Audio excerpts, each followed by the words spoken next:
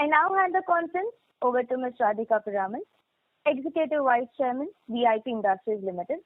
Thank you, and over to you, madam. Thank you so much.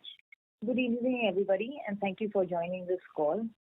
The results would have been shared with you just recently in the last 30 minutes. I do hope you've had a chance to look at it, or you could have a look at it right now.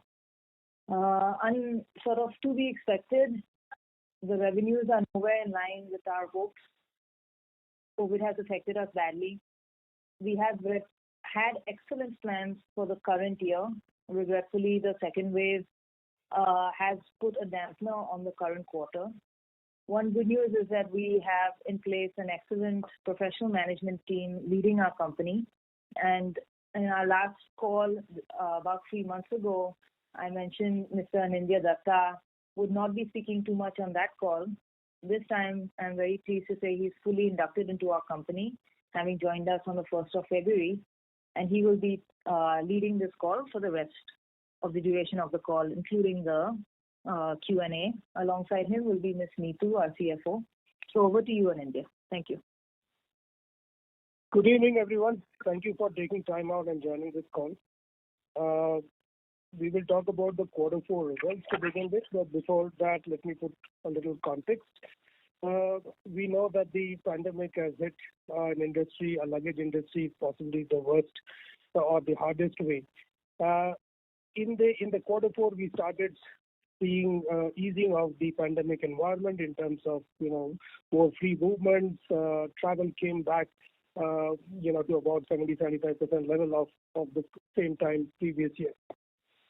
In line with that, our quarter 4 revenues were at, as you would see, at 243 crores from operations, which is at 78% revival compared to the same period previous year.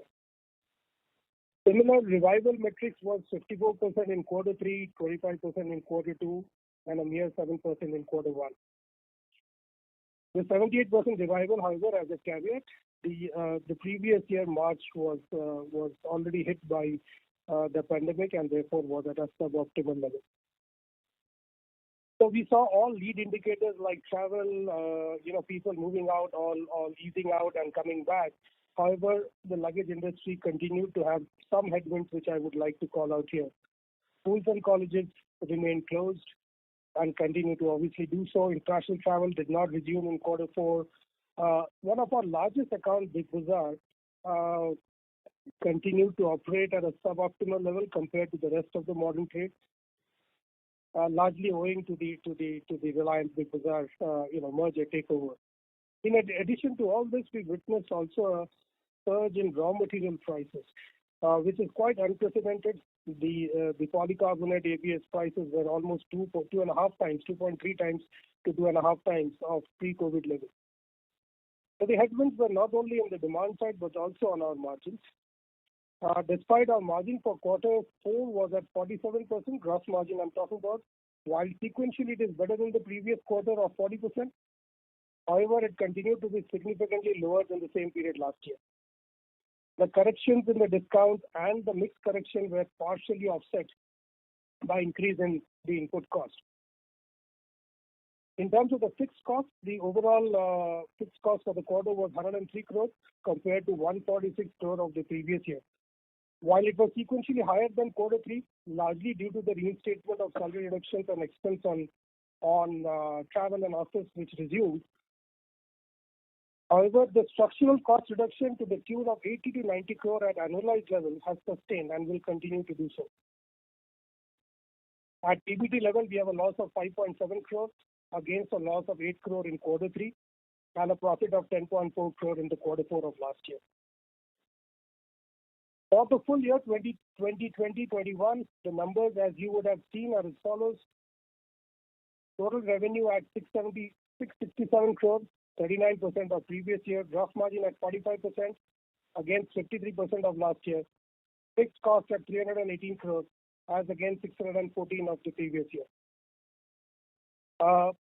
At this stage, I would like you to know that out of the reduction in fixed cost, other than the advertising, sales, promotion and freight expense, the saving is almost 171 crore, and almost 80-85 crore of this is sustained in the coming year.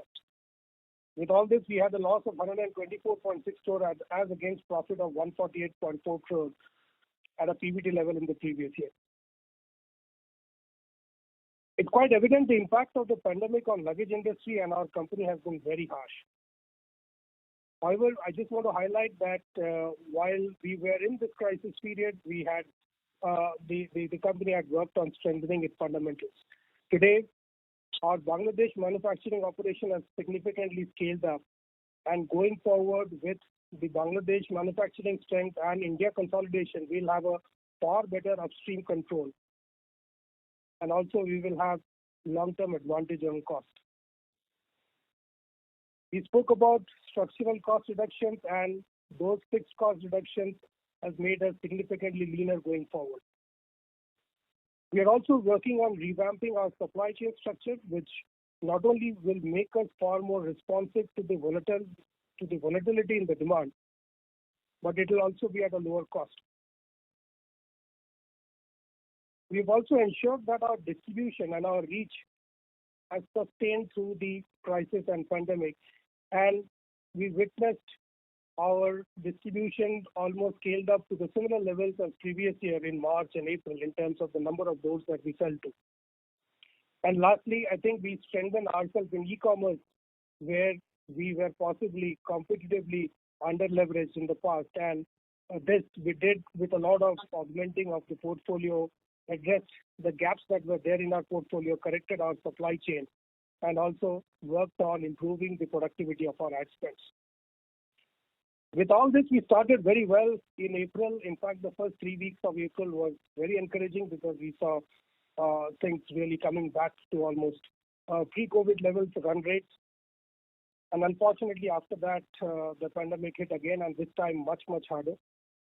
The impact on the business is similar to last year's complete lockdown. We, however, feel the recovery this time will be over a shorter duration, and hopefully with lockdowns gaining control on numbers and vaccination scaling up, we should start seeing faster recovery. I just want to end by saying that we feel quite optimistic in the long term. VIP Industries is all about products to do with joy, celebration, moments in families, travel, vacations, marriages, fashion, etc. These cannot remain subdued forever, and situations will become normal hopefully now sooner than later. It's very difficult to predict the duration, but as we come out of this, the demand is bound to get back to its original trajectory, and we will come out strong. Thank you.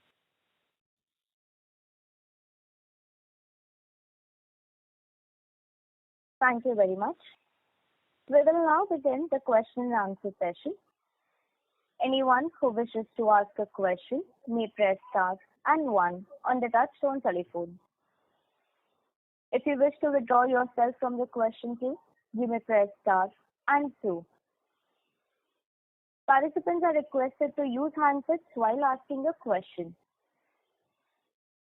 Ladies and gentlemen, we will wait for a moment while the question queue assembles.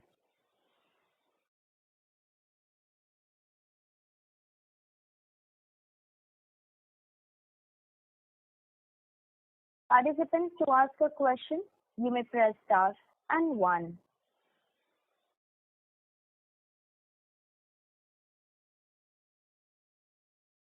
The first question is from the line of Tejas Shah from Spark Capital. Please go ahead. Hi, thanks for the opportunity and hope the team is keeping well and safe. First question is on demand scenario. So it's been more than a year since we would have experienced normalcy in demand. And however, last 4 months, Jan to April, is something which can be referred as closest to normalcy in some form, obviously not the full normalcy. So if you can share some insights on consumer behavior, where they're more discount seeking because gross margins have improved sequentially, and is there any fundamental change in how consumers are traveling and how they are looking at the whole category post pandemic, or now we have in between pandemic now again? So first question pertains to that. Thank you, Tejas. So as we are experiencing now with is just things came out of pandemic around Jan to April, I think the post-impact of pandemic was still there in terms of consumer behavior. The travels were possibly not as much, and a lot of safety was their concern. So while this had an impact on the quantum of the demand, but in terms of nature of the demand, I don't think there will be much of a distortion as things comes back completely to its normal.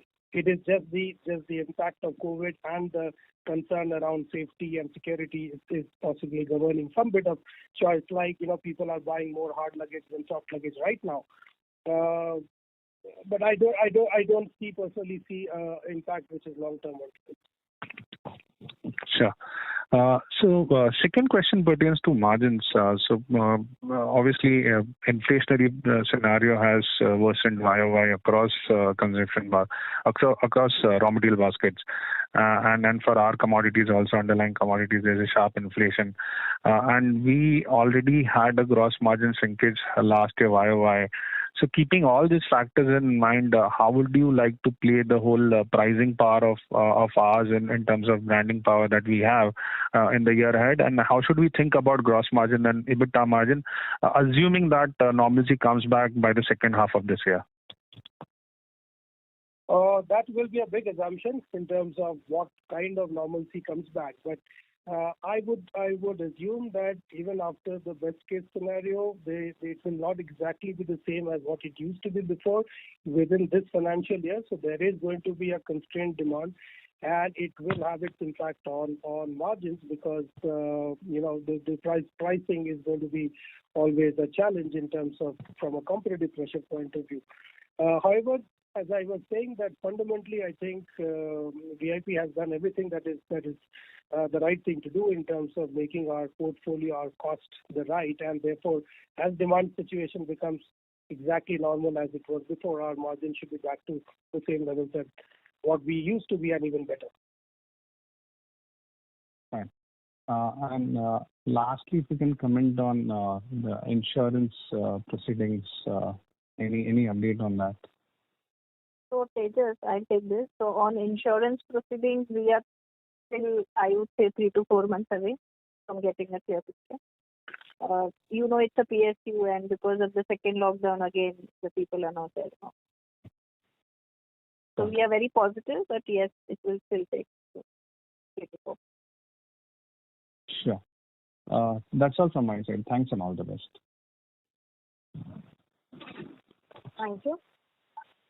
The next question is from the line of Amandeep Singh from Ambit Capital. Please go ahead. Thanks for the opportunity. Firstly, we note that the global luggage players are still closing EBOs to keep the cost under control amid COVID-led uncertainties. So similarly, with COVID second wave impacting the recovery, can you help us with your thoughts if you would maintain your current EBO counts or might have a relook on the strategy and close few more stores? Also, any update on the rental waivers across the malls and high streets amid the lockdown again? Right. Thank you for the question. You're right. EBO is a concern on cost, but we had kind of taken hard measures in the previous wave itself and had kind of shut down almost 100 stores. As we speak right now, our viewpoint is that we would like to continue most of them. We can still look at a few which is falling, which is almost sitting on the fence in terms of its long-term potential to profit. But this is something that, as we speak right now, we are wanting to continue with these reviews. It is also based on our assumption that we think this time the turnaround will be faster or quicker than last time. So, sir, and any update on the waivers which you might be discussing because it's again a lockdown? Yeah, so we've started the conversation. It's very recent right now. It's been the last few weeks when this has happened. But that's something that we'll obviously put up very aggressively with the landlords and look at any possibility of waivers and reduction in rents in the short term. Thanks for that. And so secondly, on the employee cost, now with the second wave of lockdown, will it be fair to assume that the run rate will remain at same at rupees 38 crores per quarter going forward, or will it be fair to expect more efficiencies here? At this stage, we are, we've done a huge amount of cut in the previous year, and I think our approach would be to continue with the team and the morale and keep ourselves ready for growth going forward. And therefore, we may have some bit of efficiency happening here, but largely we will continue with the employee base and the talent that we have. So, sir. Just to add, the employee cost for the quarter does not have incentives and other things. If we do well, then that is the additional cost. Noted. Thanks. And we have been also hearing that the supply chain issues with respect to sourcing from China have sustained. So in that context, can you help us understand if VIP is also facing similar supply chain issues even now? As I was saying, that we have moved and successfully moved a large part of our production to our in-house production in Bangladesh. So going forward, any kind of exposure to China supply chain issues is something that we will possibly not have. Though we are dependent on some raw material coming from China, and there is implication on freight rates that have increased significantly between China and Bangladesh. But in terms of a larger disruption because of what may happen in the China trade, it's not something that we will be impacted with.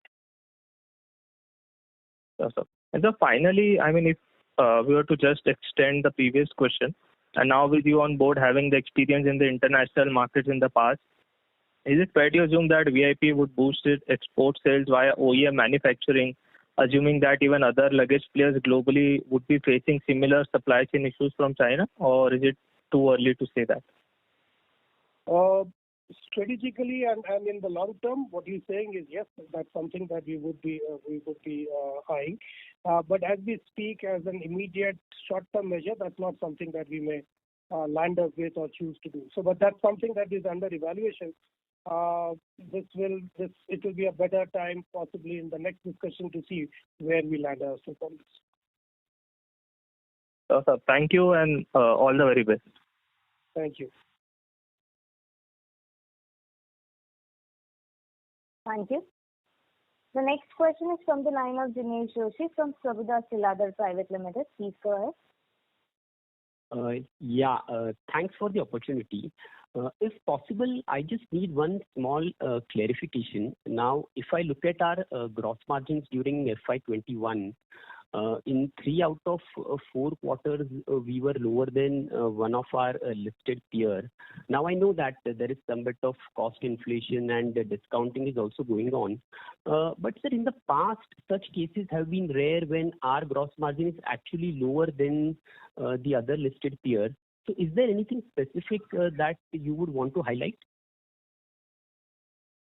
I think that's owing largely to the discounts that we were running, and our pricing was significantly higher compared to most in the market in terms of the mid-range that we had, and therefore the discounts on that were higher.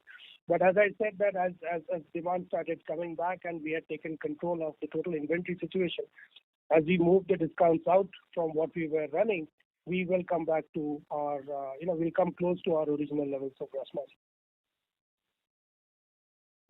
Sure. And secondly, given that there is cost inflation which is prevailing currently, is there any action on price front? Have we taken any hike recently, or is there something on the cards in the near future?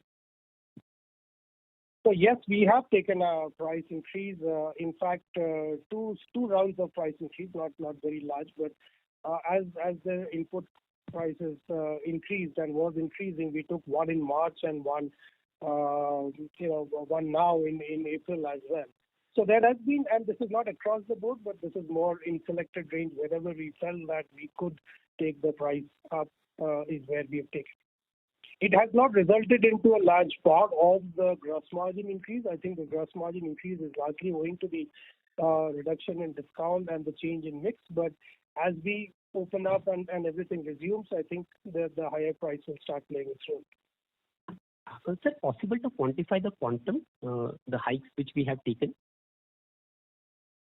Would be difficult because it is not across the board one, so it's kind of by range in that. So it will be difficult for us to give you one number for that. Okay, sir. Thanks a lot. Thank you. The next question is from the line of Saurabh from HDFC Mutual Fund. Please go ahead. Good evening, sir. Thanks for taking the question. Wanted to, in the opening comments you mentioned about the savings in cost. Just wanted some more detailed thoughts on that, as in how much of these will be variable? Because when we see as a percentage revenue, our revenue has also fallen sharply this year. And as a percentage of revenue, many of these, the other costs especially, seems to be in line. So, and adjusting for, and if we adjust for the A&P, which we would be increasing as the demand improves, how much there would be a cost saving when assuming the revenue is back to pre-COVID levels? That was one. And secondly, also international business, you talk about the OEM part, but any thoughts on creating a global brand over a longer term? Because our brand is very, there are not many large global brands. So is there an opportunity there? Your thoughts on that, sir? Sure. I'll take the second question. Neetu, can you talk about the cost reduction part? Yes. So on the cost piece, what we are talking about, the saving is on the fixed cost, which does not go in line with revenue. So that overall saving is around 171 crore, and 50% of that we said is sustainable going forward. Other than that, if you see, freight will go in line with revenue. And advertisement anyways, as and when the things improve, we will start to spend. And can you just throw more like what would these costs be? I understand one would be employee cost, which you had been highlighting in the previous quarters also. Yes. Apart from employee costs, there were two parts. One was a salary cut, which was there till December for 9 months. And then there was headcount reduction. So salary cut has been resumed from January, so it's back to normal. Whereas the headcount reduction remains. So that's how 50% of the employee cost saving will come back. And on the other expenses, 100 store closures, and we also had, so wherever there was rent reductions and waivers will come back. Whereas we, for example, we closed 100 stores now. That's a permanent fix. So like that. We have closed some of the offices. So closures, yes, it's a permanent. Whereas wherever there was a waiver or a reduction, it is going to be. But ma'am, just asking one thing. When we say this headcount reduction in store closure, so these would be permanent. But assuming the sales are back to like 600, 700 crores level, so will we be able to manage with these lower number of stores as well as lower headcount? At this point of time, yes. On the management piece, we don't intend to increase the head. Okay, ma'am. Yeah. To answer the other question that you had about international, obviously we would love to take the strength that we have in India to the pockets outside, and we will get to that. But before that, I think it's very important right now as we come out of the pandemic is to consolidate and get ourselves fully back up and running the way the India market was, and therefore our first focus as we are coming out of this would be to consolidate and to strengthen the core. Core is our domestic business, and that will be the first focus. As we do that, and depending on timing, we will look at how can we take our brand and our business outside, and at that point of time, possibly we can talk more in detail once we are on the start of that journey. Sure, sir. Thanks a lot for your explanation. All the best. Thank you.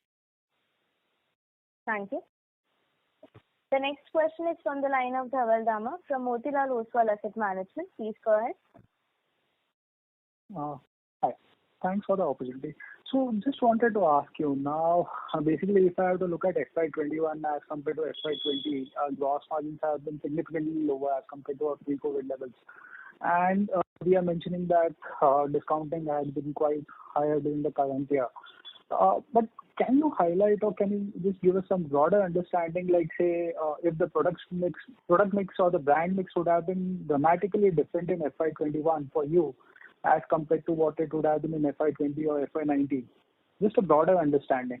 Because to our mind, it becomes very difficult when we compare a value-based player or the third largest player in the category today making similar gross margins as what you have done during the current quarter also. Right. So, yes, the product mix did change in FY21 in favor of the value portfolio within the VIP portfolio as compared to FY20. And that happened largely because that part of the market possibly was growing faster. E-commerce was something that was throughputing harder than most of the other channels, and we also played aggressively within those channels to get the revenue. So it did temporarily reduce or change the mix in favor of the value portfolio, but that's not how the VIP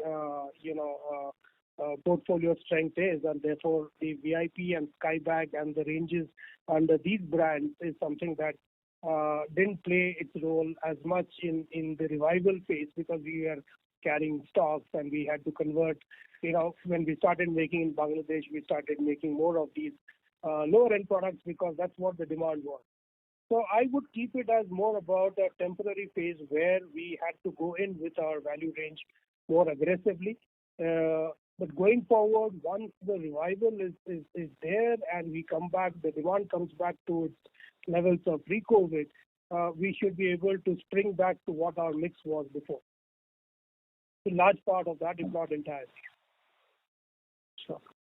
And second thing, one more thing I wanted to ask you now, given the current scenario, if I were to look at the company in terms of two buckets of how things can pan out over the next 6 months and over the next 3 years, if I were to say that. Now, do you think that, how long do you think that, as per your view sitting in today, this value portfolio will continue to grow faster? Like you mentioned in your opening remarks that April first 2 to 3 weeks, there was a decent recovery and we were almost back to pre-COVID levels. So maybe if you can throw some light on that, basically how are we looking at over the next 6 months and over the next 2 to 3 years, and also would we be willing to sacrifice a lot of gross margins as compared to what we were doing at pre-COVID levels for market share gains? How do we look at it? So to answer the first question, while the environment of constrained demand situation is there is always going to be a higher play of the value segment that will remain because people are going to compete on prices, and that will bring down the prices, and also possibly somewhere affordability kicks in during this time, and people, whatever purchase is happening, is looking at a lower price option. But that's short term. That's as much as what the current situation will last, and that's something that is very difficult to predict. But when you talk about the long term, I don't see the consumer behavior to be one only going towards the value segment or a large part going there. And also, the marketeers and especially our role in making the mid and the upper end is going to start kicking in, and that's what we would like to do, to create demand at the upper end through innovation, through better products, through communication, and a better experience of the consumer. So that is what we were good at, and we'll continue to come back to do, and therefore I don't see that as a problem in the long run. Did that answer your question? You had one more question again. Yeah. So basically, over a longer period of time, would you be willing to sacrifice some bit of your older levels of gross margins for market share gains? So we were not. We will not be okay, losing market share. That's I think is a stronger resolve, and we would like to make sure that we gain back market share. And if that needs us to relook at our portfolio and to look at some bit of shaving of gross margin, we may do that. But right now, I think that's not something that is that's something that is an easy conclusion, that to gain market share you may need to lose margin. But to answer your question, we're going to be strongly focused on gaining back our share. Sure. That's a from my side. Thank you. Participants who wishes to ask a question may press star and one now. The next question is from the line of Bhargav from Kotak. Please go ahead. Yeah, good evening, team.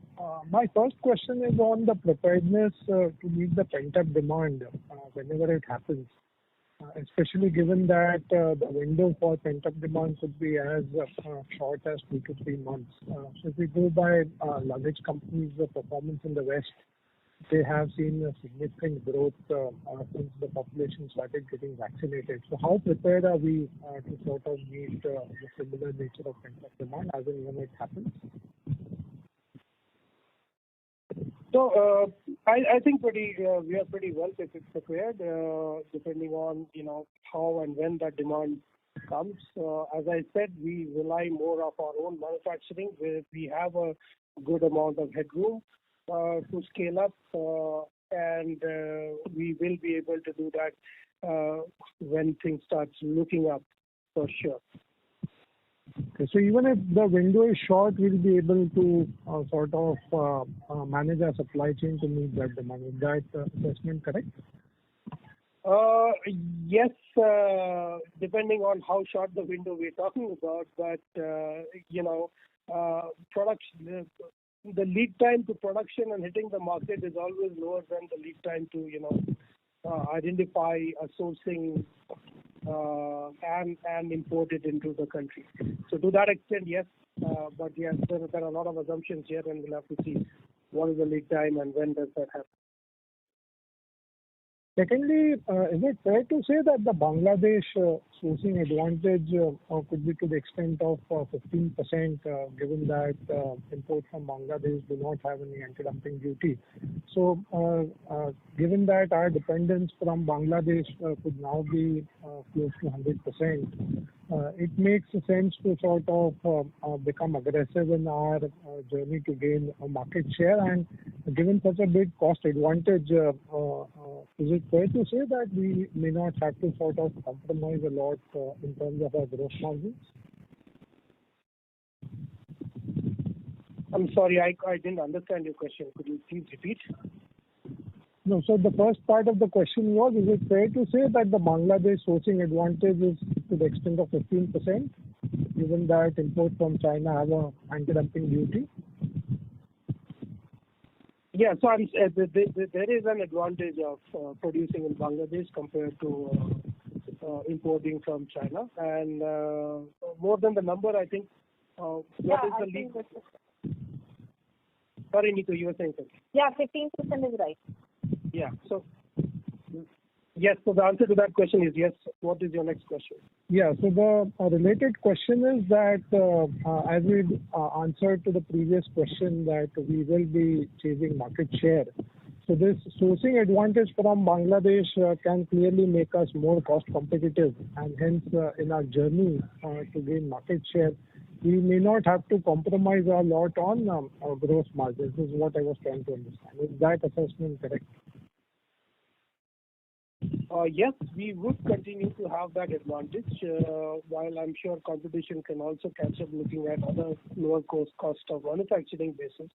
So that is definitely a room that we have to play either on the market share or spend on consumers or look at having a better margin profile. But that's going to be completely dependent on in that situation, and the strategy therefore will evolve basis what is the market context at that point of time. And lastly, sir, given that a lot of unorganized players operate in the luggage industry, would it be fair to say that the organized players would have gained retail market share in the stores? It's too early to say. It's too early to say that, because only once things normalizes in the market completely is when we will get a sense of that. But a situation like this does pose a bit of a problem to the unorganized sector, who relies on their own imports or getting imports through merchant importers and all that. But As we speak today, this is conceptual, and therefore we need to see once things normalizes how the market dynamics is evolving. Sure. Thanks a lot for your comments and all the very best. Thank you. Thank you. The next question is from the line of Suman Kumar from Motilal Oswal. Please go ahead. Yeah, hi. So, can you talk about sales mix of urban, semi-urban, and rural currently and versus pre-pandemic?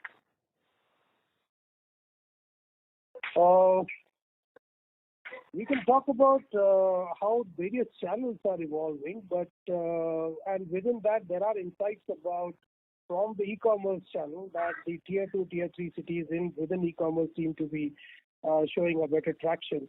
But really speaking, I won't be able to throw light to you for between an urban and a rural contrast between COVID and pre-COVID and post-COVID. Can you talk about the growth momentum in the two markets? Sorry, I didn't get your question. Growth momentum on? So you can talk about the growth momentum in the rural and urban markets, urban and semi markets. So as I said, it seems like post-COVID in the revival phase, the tier 2, tier 3 cities, and it's not rural and urban, but smaller cities to larger cities. Smaller cities seems to be reviving slightly better than the larger cities in terms of our category revival. Okay. And talking about the wedding segment, we have a better expectation, but during month of May and April there was a lockdown. So the overall demand impact, whatever demand we were expecting, it has a significant impact or some the partial impact.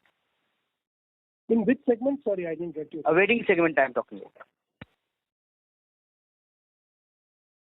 Sorry, which segment actually? Wedding. Wedding. Wedding segment. Okay. I was thinking about it. So yes, in April, May, including the wedding segment as well had the impact quite obviously because with the lockdown like last year, possibly either the dates were changed or the level of celebration was significantly muted. So we did not see anywhere close to the normal wedding season that happens in April, May, June. Thank you so much. Thank you.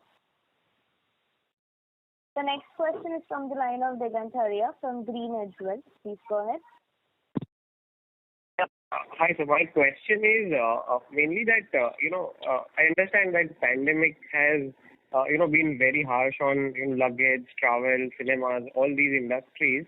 But if we just look at our portfolio of, polycarbonate duffels, backpacks, this Capri, the ladies' purse brand, and across all the channels, like, have we been able to maintain our position more or less in, these products as well as these channels, or we have seen some change in our competitive position across any of these matrices? Are you talking about competitive positions within the categories and segments? Yes. So I just want to know that our brand strength or our positioning. Has it been impacted? Like, has any player done something really different that they've taken up some segment by surprise or, some market share? If any insights that you can give generally on, these things, that would be great.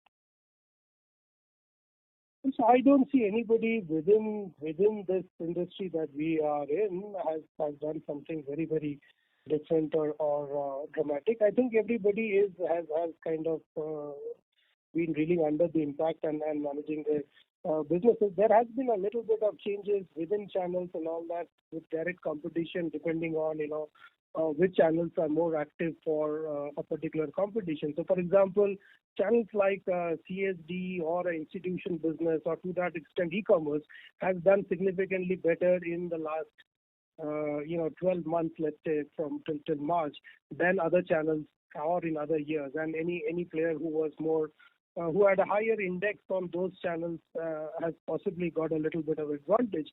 But that I would say a little bit, and that is temporary because as things comes back to its normalcy, the channel plays will also get reset back to what it was.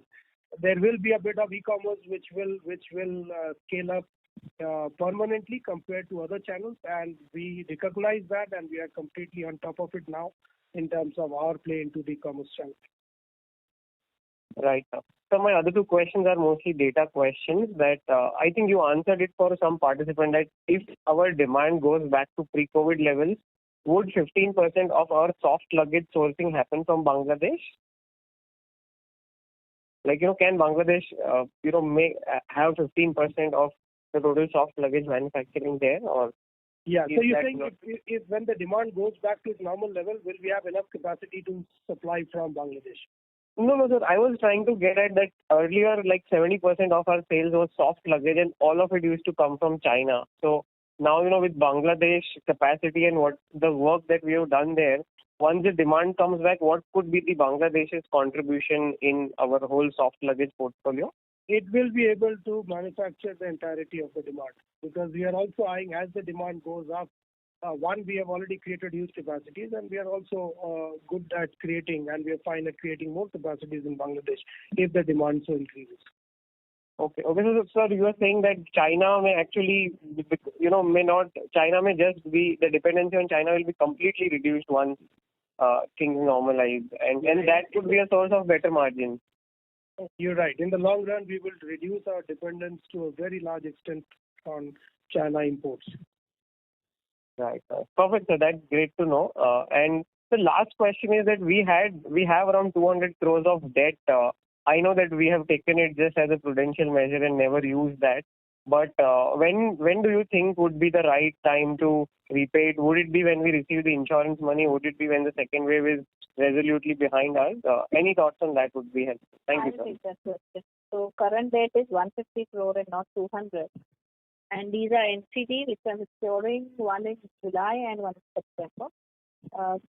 We will be repaying this because whatever daily needs we have, we can do it through our normal working capital route. So these NCDs will be repaid in July and September when it is. All right.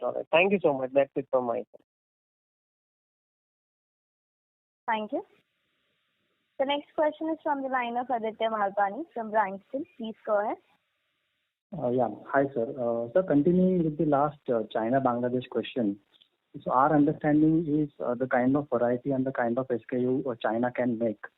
Do you think it is possible in such a scenario, it is possible to shift that entire sourcing from China to Bangladesh? I mean, is Bangladesh competitive enough in terms of, say, SKUs and variety compared to China?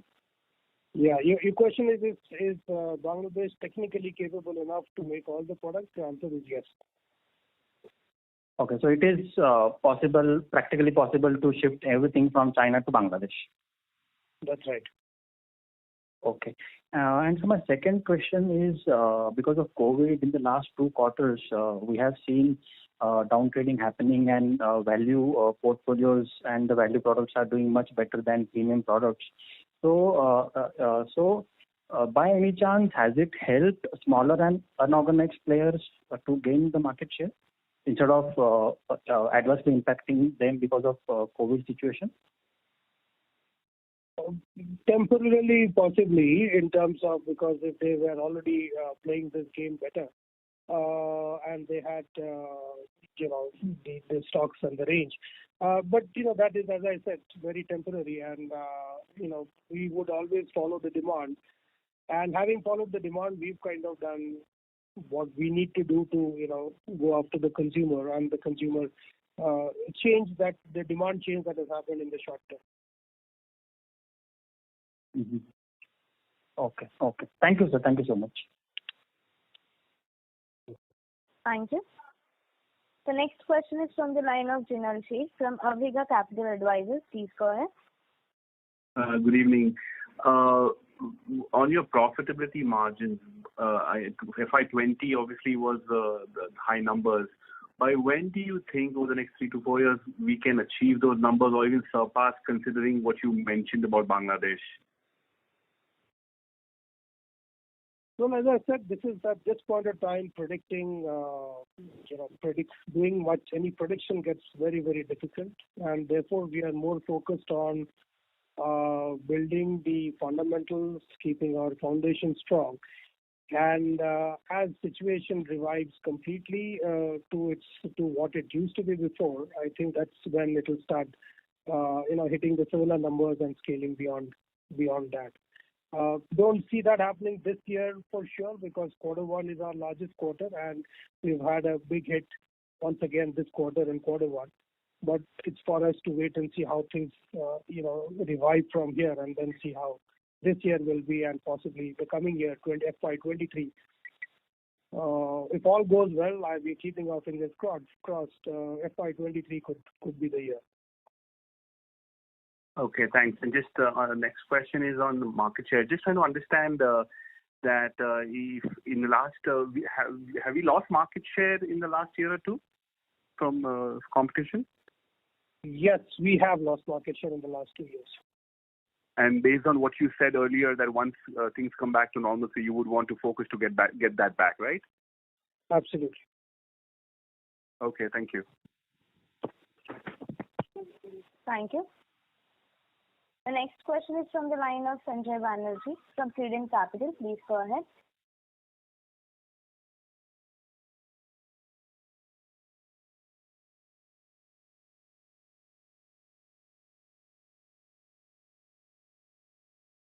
Mr. Banerjee, your line is unmuted. Please go ahead with the question. Hello. Hi, sir. I just only one question.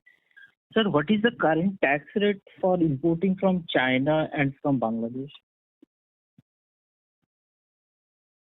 Vitti, would you like to take it? From Bangladesh there is no duty. Right? We are talking about import duty. Whereas Yes. from China it is 15%. It is? 15%. Okay, thank you. Thank you. The next question is from the line of Tejas Shah from Spark Capital. Please go ahead. Hi, couple of follow-ups. So what would be online contribution for FY21 and RCD? You are saying the e-commerce business, right? E-commerce, yeah. So FY21 saw almost 17% of the sale coming from e-commerce. Okay. So is the gross margin contraction reflection of that change as well? Because typically consumer on that channel is much more value seeking than on offline. The expenses, the cost of selling in e-commerce is, other than the margin, is not very high in terms of the fixed costs or overheads. Unlike what is there in retail or in modern trade with promoters and all that. To some extent, the higher, margin on the channel kind of gets nullified with the lower overheads to sell on that channel. Having said that, right now the mix that is selling in e-commerce as the scale up happens is of the lower priced variants or lower priced products. So to that extent, it has an impact on gross margin. But I would say that's now, and over a longer period of time, consumers will kind of start. We will have all kind of consumers in e-commerce, and the margin and the mix will improve. Sure.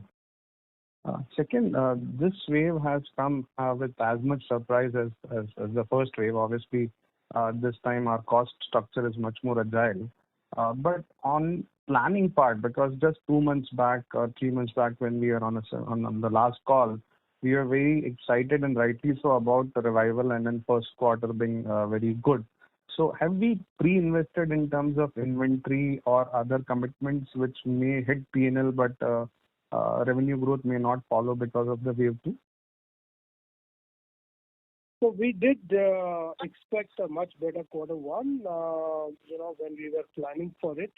However, if at all there is a reflection of that in inventories, it is more in raw material than in finished goods. We did build some stock in terms of our own manufacturing from Bangladesh, but as of today, we're not very worried about the inventory levels that we have.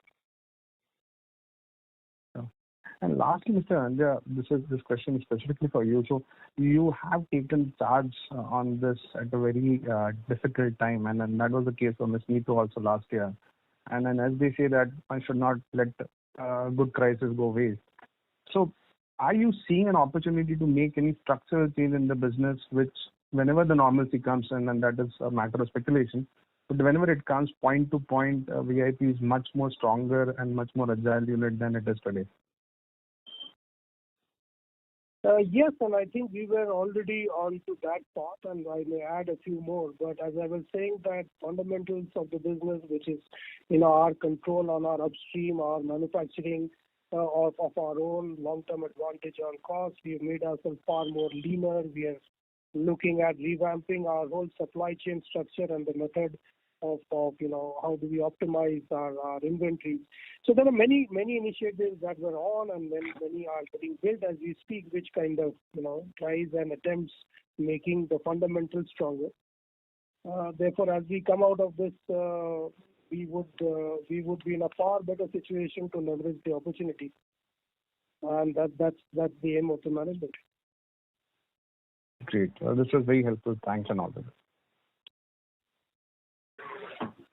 Thank you. The next question is from the line of Prerna Jhunjhunwala from B&K Securities. Please go ahead. Thank you for the opportunity. So I wanted some clarity on your OEM part of the business that we were thinking about supplying to global markets from our Bangladesh unit. What is your strategy there, and what is the kind of opportunity that you're looking at from that portion of the business? So, to be honest, we don't have much to talk about it in this forum today right now. That's a possibility, definite possibility. We do have good manufacturing strength and the right kind of cost to look at that business. But this is not something that we have done in the past, and this is not something that we are ready to talk right now. Let's see how we evolve. And large part of that whole manufacturing base that we had created was for the India demand or the domestic demand that we have. So we really have to think through in terms of how do we, use that opportunity, whether it's, for OEM or kind of, look at the demand here. But, we could talk more about this in couple of quarters down the line, possibly. Okay. And any color on the international markets that you serve from this unit for your own brand, your export business largely? Because exports have been doing very well in other industries per se. No, unfortunately, COVID has obviously hit across the world and it has impacted travel. So it's not that the luggage industry is in buoyancy in any part of the world. But having said that, other countries are possibly reviving better and faster than India right now, especially the Western world. And we do have a good setup in Middle East, and as the lockdowns are opening up there, things are coming back to normalcy. Our business should grow in the Middle East. But as we speak right now, it's a much smaller part of the overall business, and it's not something that we are putting as our priority one to at this stage to look at and invest in international markets. Okay.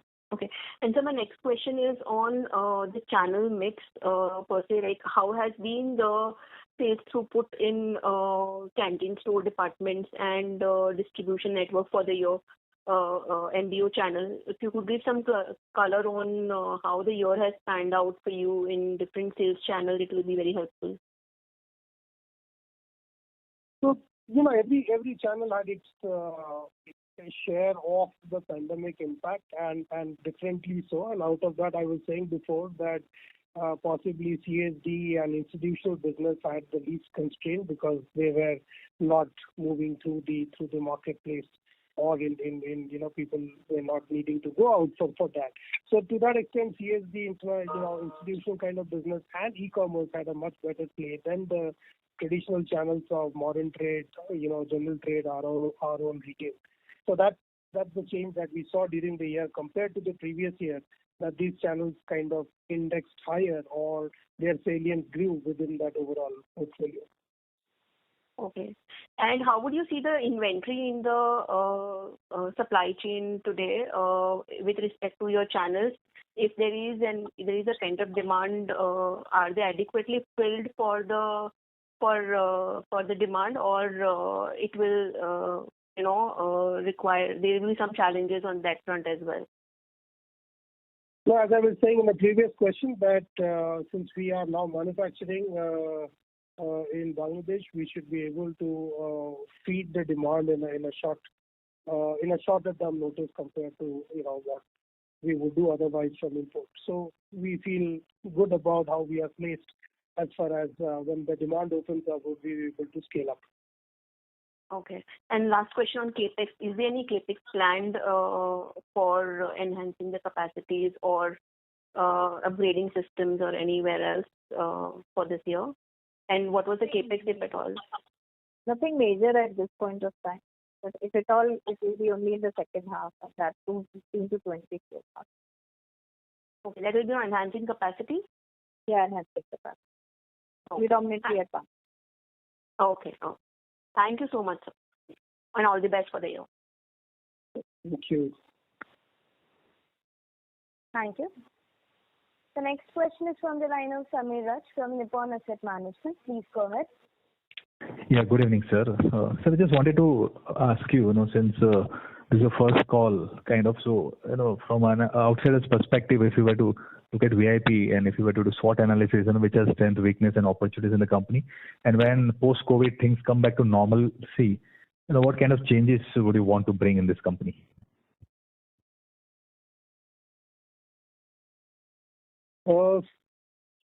You're saying that, once situation normalizes, what kind of changes? Yeah. So, if you were to analyze, I'm sure would have analyzed this company, so would identify which are the strengths, which are the weaknesses, and how do you want to reposition this company so as, it creates value for all the stakeholders? Yeah. No, I think there will be many areas on which we are going to, scale up and build strength, but I don't think there is one answer to that. It's a full-fledged strategy discussion. But largely, I think what we are doing in this time as the pandemic hit is that we are strengthening the foundations of the business, which is in the consumer part of the business, which is product, process of innovation, looking at cost, capability for manufacturing. So all these areas are going to be something that we'll work on. But right now there is nothing that I can tell you about what will be the big different changes that will happen. These are things that we are working on right now, and we'll see when we come to that in terms of if you look at other businesses that we will get into. Sure, sir. Thanks for answering my question. Thank you. Ladies and gentlemen, this was the last question for today. I would now like to hand the conference over to Ms. Neetu Kashiramka for closing comments. Thanks everyone for taking out time and attending the call. We hope that the country opens soon and we do well. That's the hope in which I think we'll end this call here. And in case you have any other question, you can anytime connect with me. Thank you. Thanks a lot. Thank you. Thank you, everyone. Thank you. Thank you. On behalf of VIP Industries Limited, that concludes this conference. Thank you for joining us, and you may now disconnect your lines.